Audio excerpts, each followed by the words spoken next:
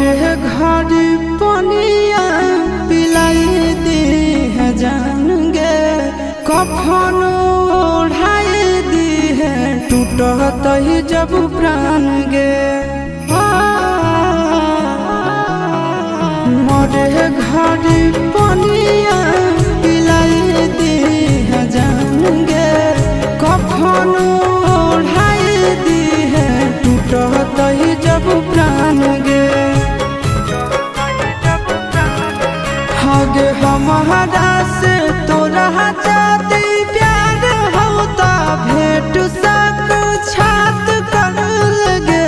हगे सोनाया रावा हो भरती पाटनवा में आके मुलाकात कर लगे। हगे सोनाया रावा हो भरती